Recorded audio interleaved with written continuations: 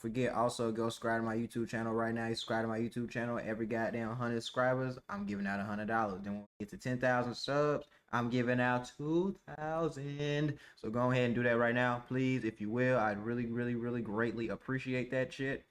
Go subscribe to the page. Go subscribe to your boy. On grave, because I'm at 99,656 subs right now. Please give me the 10,000. Let's get my Twitch to 200. Lil Jeff's strategy of bragging about his insane body count in his songs and acting wild in his interviews was picking up steam. He'd already been going viral for his clip sniffing a pill on DJU, and on the 1st of June, a YouTuber called Blender Bars dropped a video that was reposted on Reddit claiming that Lil Jeff had indeed claimed his 11th body during his LA trip, claiming that he indeed did a drill between these two trips to Los Angeles, and being one of the earliest exposés of Lil Jeff's staggering stats as a Chicago gang assassin.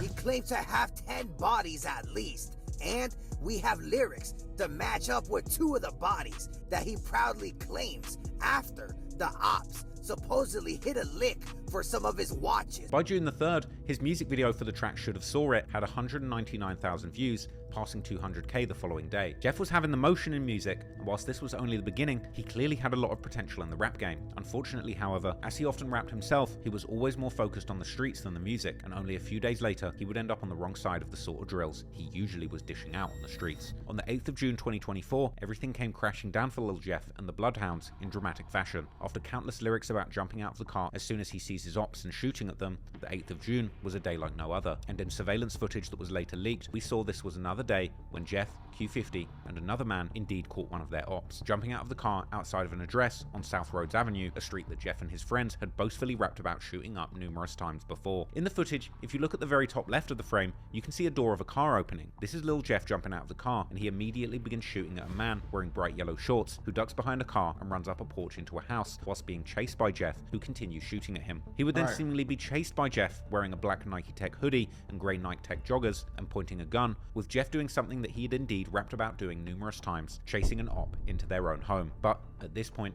Lil Jeff got something he didn't bargain for, as someone inside the house would begin to open fire on Jeff, neutralizing him before he even made it up the steps, sending him flying back onto the ground at the bottom of the porch. And here on the ground, Jeff was reportedly shot numerous times, with the implication being that his shooters emptied a whole magazine into him from atop the porch. Then we would see another angle from a different camera which recorded the sounds of the shots being fired into Jeff, as well as showing Q50 and another shooter, as well as the driver on the hit behind Jeff, walking to the porch and returning fire, with Q50 seemingly shooting at a passing car for some reason, likely in this moment earning himself an attempted murder charge. Some have suggested that the original target that Jeff had chased was talking to the person driving in the car that Q50 was shooting at as it drove past. Meanwhile, once the driver of the getaway car notices that Jeff has actually been killed on the ground, getting out to look, before all the men realize that it's too late to save Jeff, running back to the car, getting in, and fleeing the scene without Jeff, as shots continue to hit Jeff laying on the ground. Interestingly, another camera angle would later surface, showing that when Q50 initially ran towards the porch, he slipped over and fell as he tried to let off shots, injuring his ankle, with Q50 being seen with a limp as he ran back to the car. And while Jeff was laying on the ground, he would reportedly be hit 19 times, and an insane total of 58 shell casings would ultimately be found at the scene of the shootout. And after it all went down, reports of the shooting would begin to circulate on Twitter, and police scanner audio would describe a chaotic scene. A later video by YouTuber Loyalty and Betrayal would actually do a full breakdown of the scanner audio.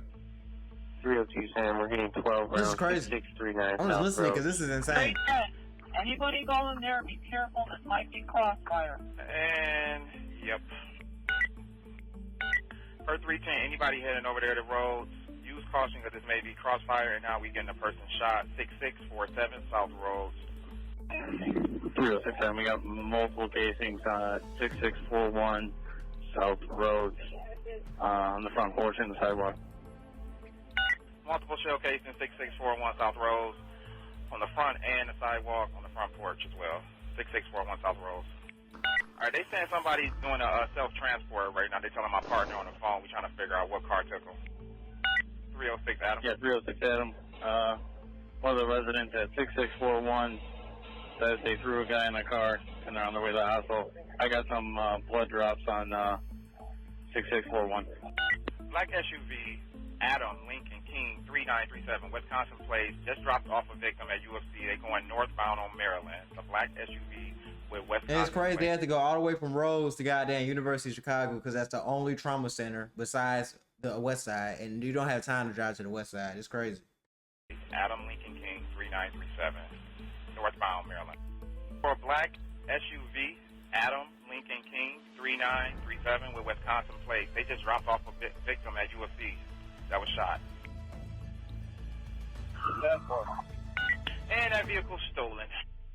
Footage would later circulate showing the Chicago police combing the crime scene, placing a whole bunch of evidence markers where the many shell casings had been left. But interestingly, at the crime scene, Jeff's body was notably absent. That's because apparently Q50 and the other man seemingly took Jeff's body to the hospital after the shootout, somehow managing to spin the block, coming back and retrieving Jeff's body from the porch where he died without taking any more bullets themselves. An image would later go around online which seemingly showed Q50 and the other man carrying Jeff's body into the hospital. But it didn't take long for the dust to settle on the actual shooting before the footage of the shooting began circulating on Reddit's Chiracology subreddit, where many were quick to give their perspective on this wild modern-day shootout captured on camera, with many suggesting that Jeff and the Bloodhounds had actually underestimated their opposition and ended up outgunned after being overzealous. As one commenter put it, honestly, the video puts it more out of the actual perspective of what it looked like in real life, because cameras only see a certain angle. They actually were only like 20 foot behind him, with the car being like 80 foot at most. They were behind him, he just ran ahead and got overzealous and got blasted for it. Hindsight is 20/20, my G.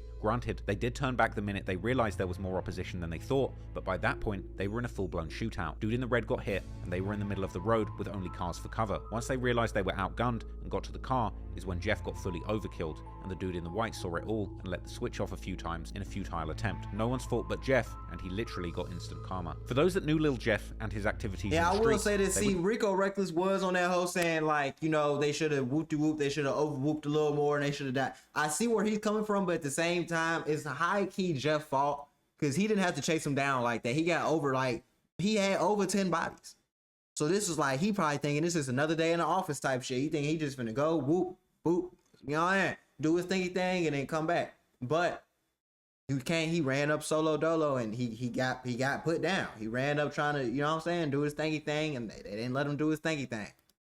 Know what was to come next. The day after his death, on the 9th of June 2024, Jeff's close family members and friends would react to his death with heartbreak, with some saying that they were staring at his picture in disbelief and saying that his brother Jay Boogie is going to lose his mind when he finds out the news. Jeff's dad posted throwback images of Jeff with his half-brothers together with the caption, F the world. Q50 would say that his brother and twin is gone, but he's already done crying and planning to do exactly what Jeff told him to do. Vert would later discuss how Jeff's death affected him in a DJU interview where he seemed a little intoxicated and slurring, explaining that everything was still going on. We saw, I guess, what happened on camera or whatever. Lil Jeff lost his life. How has that affected you, since? It's brother, it's my twin.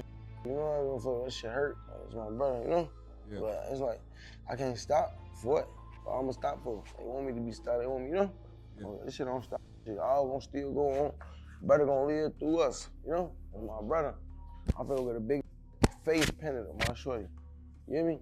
So I'm on right there. At some point, a vigil and balloon release was held in Jeff's honor, and a day later, on the 10th of June, a Bloodhound member would say that all the ops saluted Jeff for the work he put in on the streets and hinted towards revenge coming soon. And Jeff's dad would even respond on Facebook with an eerie post, saying, "Let it be known, Jarl didn't get him, he came trying to get Jarl, and what happened happened. But the saga continues, clear the streets." With some in the comments in disbelief that a father would be talking about his son like he was one of his homies in the gang, branding Jeff's father a goofy who actually failed his child. But Jeff's dad wasn't the only person with a connection to Jeff acting tough online. On the 18th of June 2024, a Bloodhound member says that they are the reason that the ops merch it on their friends. Then, on the 22nd of June 2024, Lil Jeff's funeral would take place, and images would circulate on social media showing the flower arrangements and the funeral program, as well as pictures of Jeff in his casket going around online, whilst others shared supposed buttons giving out which called Jeff the Reaper. His girlfriend would seemingly drop the Y in front of his flower arrangement, and a moving tribute would be passed around from the service, which would tell all the details of his life, apart from the most salacious ones. It read, Jeffrey Lamar Harris, affectionately known as Lil Jeff, was born on July the 14th, 2002, at 11 a.m. to Latasha Lucas and Jeffrey Harris in Chicago, Illinois. From the moment he arrived, Jeffrey was a happy, intelligent baby who loved to laugh and bring joy to those around him. Jeffrey began his educational journey at CICS Longwood and graduated from Harold Washington Elementary School. He continued his studies at Kersey Metropolitan High School, graduating in 2020, and later took online classes at Daly College. Basketball was one of Jeffrey's greatest passions, and he spent his summers playing with AAU. That's probably why I ain't gonna lie, no, I'm not trying to talk shit about Jeff, but the fact he went to Curie, that's probably why he ain't make it in the hoop dream shit, because I ain't gonna lie.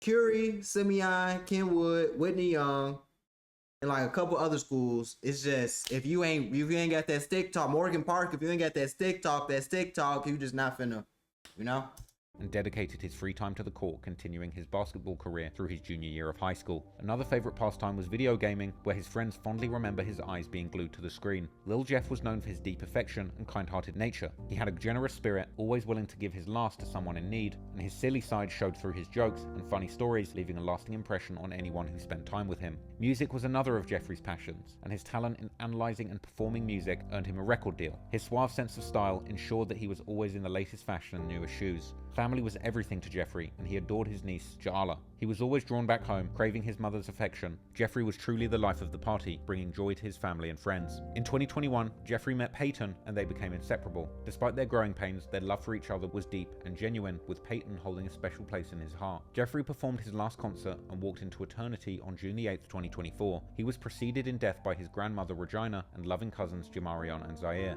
And Jeffrey leaves behind to cherish his memory, his mother, Letitia, and his father, Jeffrey Sr., his grandmother, Sherry, his aunts, Tequila, Nikia, Tisha, Alicia, Deneen, his uncle, Brandon, his brothers, John, Jakari, Shadari, his nieces, Aubrey, and Jair, and his girlfriend, Peyton, and a host of family, friends, and loved ones. Thank you for attending his last concert. Long live Lil Jeff.